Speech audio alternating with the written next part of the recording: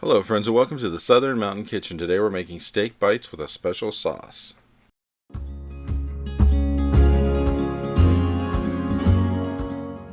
So what you see on my counter is what we're going to use to actually make these steak bites. Now as far as the special sauce, those are going to be ingredients that come later, and I'll show you those before we get going on those at that point. But as it is right now, everything you see here is going to go together to make these bites. And these are kind of like really large versions of like a chicken nugget, but with beef. And that is cube steak that we're using. Mine just came out of the freezer, so it's a little bit of a funky color to it. However, it's still partly frozen, so we're going to deal with that anyway as we go along. And we're going to start off with one egg in a bowl. And what we're going to do is make this with some buttermilk to actually mix together to coat the whole pieces of steak and everything before we actually get to making the breading or anything else, because we want them like sit in and marinate a little bit, take some buttermilk taste into the beef before we get going. So you're adding 1 cup of buttermilk to that 1 egg. We're going to mix it up a bit, and we want to just make sure that every bit of this is incorporated before we move on to anything else. And then once it's all like totally mixed together and ready to go, we're going to put all the steak bites that we cut up into this and let them sit. I say 15 minutes is good, because if anything, it's going to give it a time to get something out of it. So I have my cube steak here. I have like probably around a pound's worth. This is going to cut a lot of these like pieces of steak bite. So you can cut these as big or as small as you want. I'm trying to keep them kind of in the range of like a really large chicken nugget or something. And I'm just going through and cutting each one of these and dropping them in. And once they're in, I'm going to make sure they're underneath the surface of the buttermilk and egg. And just let them sit for 15 minutes at least. Now, you could leave them longer if you wanted to. If you want to stick this in the fridge for an hour or so or whatever, that's perfectly fine. Just keep it in a cool place while you're doing it. And once we get all of these in there, we're just going to like move this around a little bit to make sure everything gets a chance to get coated before we actually do anything else. So as you can see, this is really easy to cut these up and get these together, and there's really not a lot to this. Once they're cut up, they're marinated, they did their thing, once you bread them, you're just going to fry these things and make a sauce and you're ready to go. So on our platter, what we're adding to this is a cup of flour, a half a cup of breadcrumbs. Then we're going to add at least 1.5 teaspoons of cornstarch, and then salt and pepper, a half a teaspoon of each. We're going to put that in there. And then on top of this, we're adding a half a teaspoon of each onion powder, steak seasoning, and garlic pepper seasoning. And that's all there. We're going to mix it together. You can use a fork, whatever you want to do to actually mix this all together. So just go ahead and go side to side, back to front, whatever you have to do to get all the seasoning mixed through the flour. So we just want to make sure it's all mixed in there before we get going. And then once it is mixed in, we're going to bring over the steak bites and literally just bring them over with a tong or whatever, and then put some flour on top and kind of press them into the flour. Because what we're trying to do is put a really decent coating on the outside of these. And we're going to work our way through, just, you could do like 3-4 of them at a time if you wanted to. I just did this one at first to show you, and then I'm going to start bringing out more of each of these when I get to do it. And I'm just going to work my way through and get all of these out there and coated, because you want to make sure that they really have a thick coating of the flour and the seasoning on the outside. Because if anything, when you fry it, it's going to make it a little crispier, it's going to give it a little bit more bite, and it's going to make it something better to eat that way. So just work your way through all of these. Now, letting you know, before we actually go any further after this, you're going to need a large skillet, and you're going to need some cooking oil. Now, mind you, all of these are not going to fit in your skillet at once, because there's a lot. If you do about a pound or so of this, you're going to have quite a few. So what you need to do is make sure that you have enough oil for at least 2 runs of this.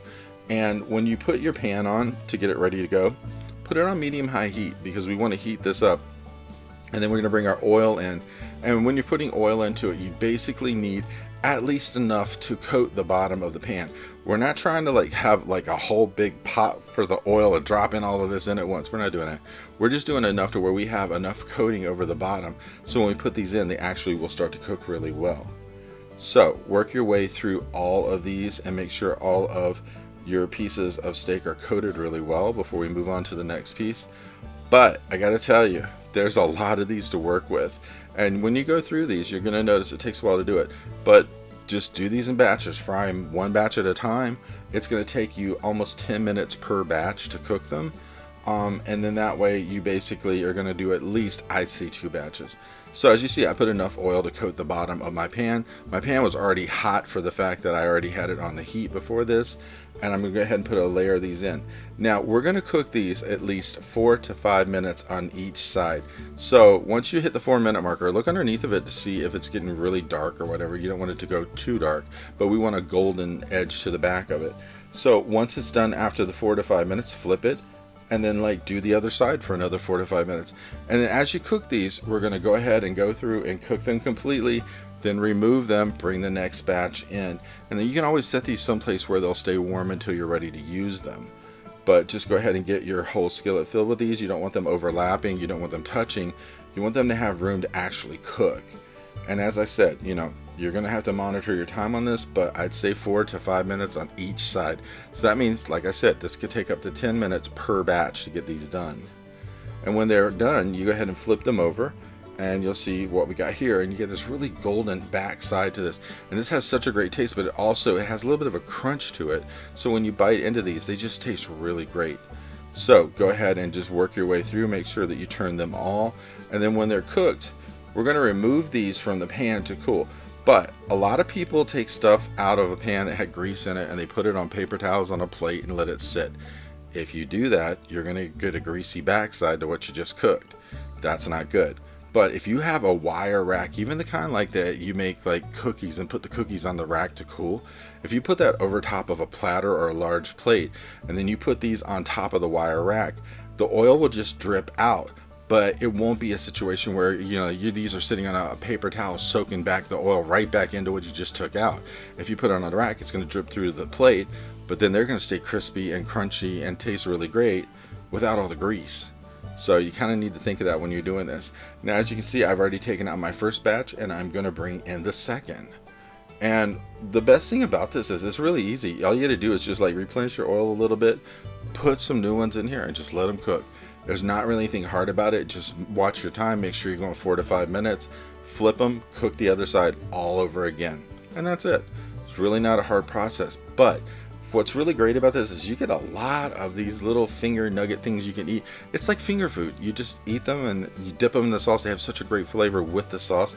It's something that just works for the fact that it's not a hard thing, but it's something really great to have to snack on or for a lunch, or even if you just want to have them sitting around like you're having a party or something, you can actually serve something like this, which is kind of cool.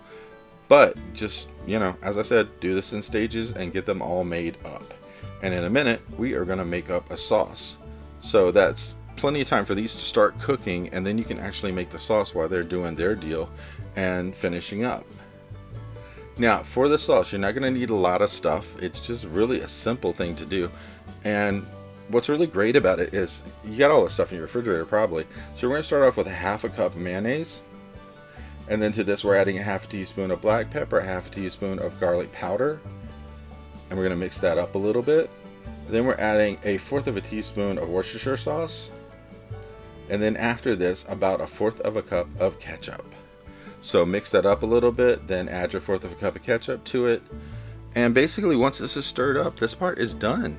This is that easy to make this sauce. Now you can refrigerate this, get it chilled if you want to before you use it. Just make sure that you mix this up really well. So I start with a spoon, and then I know that sometimes stuff gets stuck in the corners and the bottom, and I bring in a spatula to finish it. But this has such a great flavor to it. It's kind of tangy and it's kind of spicy, but it's such a great taste. For something like if you're dipping these steak pieces into, it's just going to be like really great. So for having your steak bites and having this together, it looks like you really put some effort in, and it really tastes amazing. And it's something that I think once you try this, you'll really like it, because I thought this is one of the best things. Once I took a bite of it, I was sold, especially on the sauce. It just made it all work together, and this is something really great to eat. I hope you liked this video, and if you did, please like and subscribe. And if you get a chance, check out the Southern Mountain Kitchen website, where you can get a free recipe, check out the cookbooks available from the Southern Mountain Kitchen, and if you'd like to, you could order a cookbook at a discounted price, cheaper than Amazon, with shipping that is also cheaper than Amazon. So if you get a chance, check it out, and I hope you have a great day.